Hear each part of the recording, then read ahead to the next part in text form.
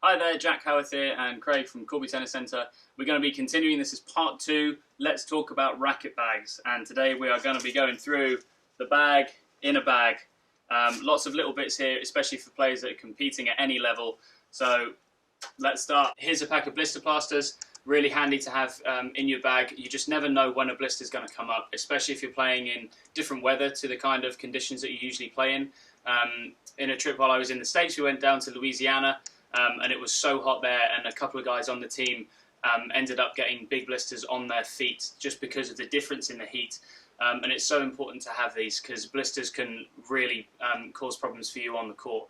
You may remember a couple of years ago when Marin Cilic got to the final of Wimbledon, had massive problems with blisters and basically made it very difficult for him to even play. Nadal has also had problems with blisters on his hands. You'll see his hands completely taped up. Really important to have these handy. They're really useful if you're changing shoes. You know, some people will wear a new pair of shoes to play in, and they can just rub in a slightly different way to the pair you're used to, and so they'll do the trick to help with that as well. Yeah, good point. So we've also got regular plasters as well. Again, you might fall over, might cut yourself, might scrape yourself, and obviously you don't want blood to get on your clothes. You also don't want it to get on the court. It's actually illegal to bleed on a court, which I found out during one of my matches when my opponent fell over, and we actually had to move courts because he was bleeding on the court and he very nearly got disqualified. So have these handy so that you don't bleed everywhere. So a little bag of tissues, obviously really useful. Jack used to need these a lot when he was on court. And it's important, as we said, just that they're really handy. He knows exactly where they are when he needs them. The last thing you want to be thinking about when you're playing is worrying about the fact that your nose could run. If you've got a cold or something like that, you just want to be able to focus on the match at hand. So just handy to have tissues around there. It seems like a little thing, but just helping you make the most of your competitive experience there.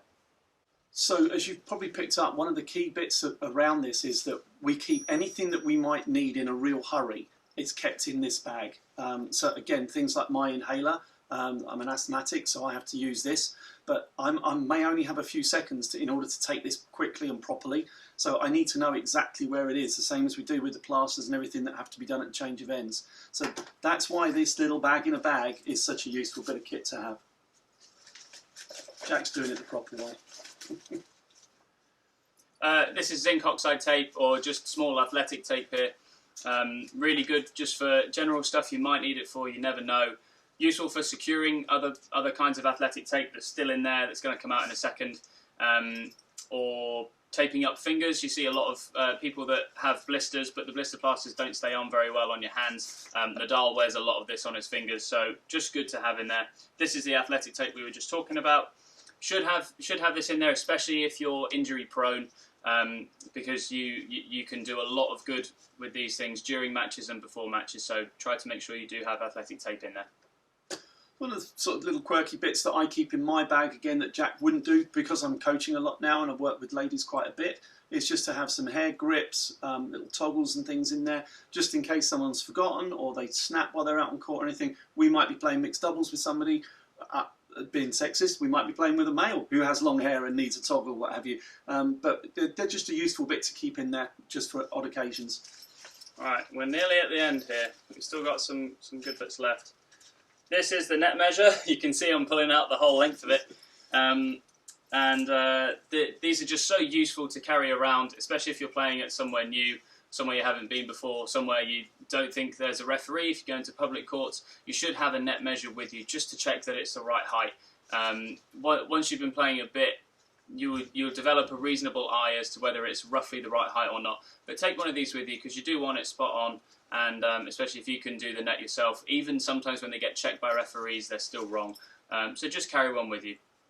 Okay, and the last little bit in our goodie bag is just some vibration dampeners. I always keep 3 or 4 in here, again, just in case. Funny enough, Jack and I don't use them. We prefer the sound of the rackets without them being in. But a lot of people do use them, and if our partners are playing and they've lost one, then we've got a replacement to make it easy.